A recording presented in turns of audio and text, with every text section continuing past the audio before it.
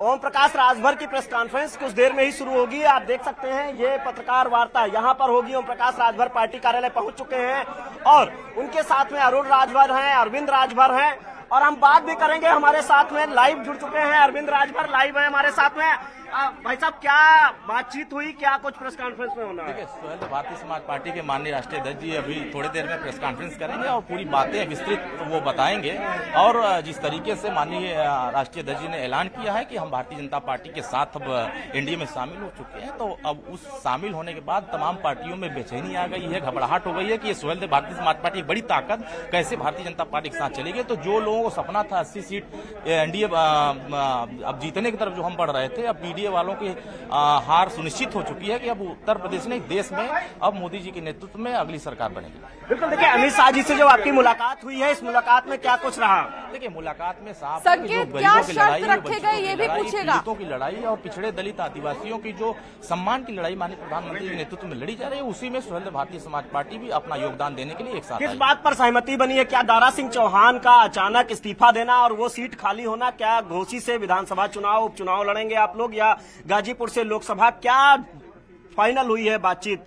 क्या शर्तें तय हुई हैं? भारतीय समाज पार्टी तो बार बार कह रही थी कि अभी समाजवादी पार्टी में भी तो अभी एक विकेट गिरा है, अभी कई दर्जन विकेट गिरेंगे और अभी तो ये शुरुआत है। अभी आगे देखते रहिएगा खेल क्या होता है। बहुत सारे लोग श्री अखिलेश यादव जी के कार्यों से, उनके नीतियों से बहुत दुखी हैं। उन सब का जो लड़ाई है माननीय ओम प्रकाश राजभर जी आगे बढ़ा रहे हैं, वो सहयोग देने के लिए धीरे धीरे देखिए बहुत सारे लोगों का कतार लगे। क्या शर्त क्या तय हुई है, क्या बातचीत हुई है? देखिए, वो तो धीरे धीरे समय आएगा तो आपको बताया जाएगा। गाजीपुर से लड़ेंगे लोकसभा? अब देखिए, वो पार्टी तय करेगी, पार्टी तय करेगी, देखा जाएगा। घोसी विधानसभा उपचुनाव लड़ेंगे? नहीं, अब देखिए, अभी तो पार्टी का निर्णय होगा, माननीय राष्ट्रीय अध्यक्ष जी का निर्णय होगा, संगठन के पदाधिकारियों का निर्णय, जो फैसला होगा उसके बाद किया जाएगा। बिल्कुल। तो ये हमारे साथ में थे अरविंद राजभर का सीधे तौर पर कहना है कि अमित शाह से मुलाकात हुई है और भारतीय जनता पार्टी के साथ मिलकर चुनाव लड़ेंगे। समाजवादी पार्टी और बसपा के कई ऐसे नेता हैं जो जल्द ही भारतीय जनता पार्टी का दामन थामेंगे। इनका ये कहना है कि समाजवादी पार्टी में और पीडीए को ये जवाब देंगे, जो पीडीए बना है उसको सीधे तौर पर जवाब दिया जाएगा। लेकिन एक बात साफ है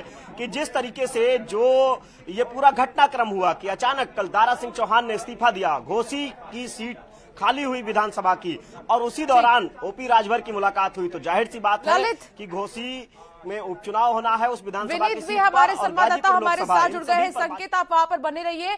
विनीत, आप इस वक्त दिल्ली में मौजूद हैं और हलचल बहुत तेज है। हलचल यूपी की सियासत की दिल्ली से ही बनी हुई है। यहां पर जब मुलाकात हुई ओम प्रकाश राजभर और अमित शाह की, तो क्या ये जानकारी मिल पा रही है कि किन शर्तों पर बात बनी? जी, निश्चित तौर पर मैं आपको बताना चाहूंगा कि हालांकि शर्तों की अगर हम बात करें तो निश्चित तौर पर जो पूर्वांचल के जो क्षेत्र हैं जहां पर ओम प्रकाश राजभर का खासा दबदबा है, तो वहां पर वो जो है वो बार्गेन करेंगे। वो चाहेंगे कि उनके जो उम्मीदवार हैं वो अधिक से अधिक सीट पर चुनाव लड़ सके। 2024 को लेकर के यह पूरी कवायद जो है वो की जा रही है। तो लेकिन एक बात जो सबसे महत्वपूर्ण है कि बीजेपी की ओर से यह पहल की जा रही है कि 2024 का जो सियासी बिसात है वो पूरी तरह से अच्छे से अपनी बिछा ली जाए, उसकी कवायद जो है वो यहां पर की जा रही है और इसी कड़ी में ओम प्रकाश राजभर को जो है वो जोड़ा गया है। एक महत्वपूर्ण बात यहां पर मैं आपको बताना चाहूंगा कि 27 सीटें जो है वो पूर्वांचल से आती हैं और पिछले चुनाव की अगर हम बात करें तो उसमें 19 सीटें जो है वो बीजेपी ने जीती थी। तो साफ तौर पर बीजेपी की यह कोशिश है कि अगर हम मिशन 80 को लेकर के 2024 की चुनाव को लड़ेंगे तो वहां पर उसके लिए उनको पूर्वांचल को अपना मजबूत करना काफी महत्वपूर्ण हो जाता है। और ऐसे में ओम प्रकाश राजभर की अगर हम बात करें तो पूर्वांचल के एक बड़े चेहरे हैं,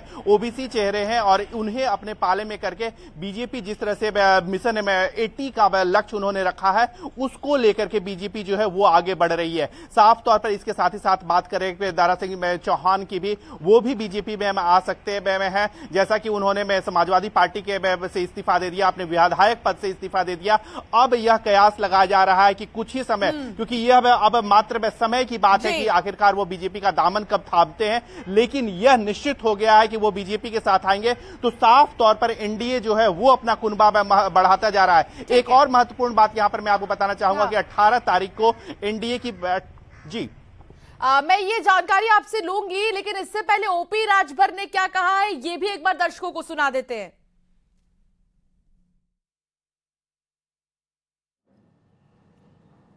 चुनाव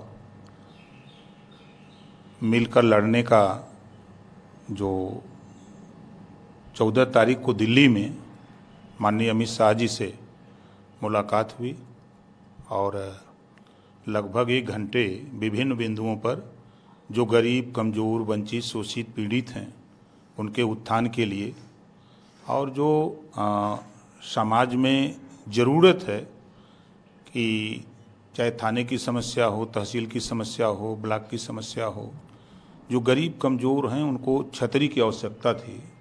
इन सब मुद्दों को लेकर के माननीय गृह मंत्री अमित शाह जी से मुलाकात हुई, बात हुई और उन्होंने सहमति जताई और दोनों दल के मिलने से पूरे प्रदेश में एक बड़ी ताकत पैदा होगी।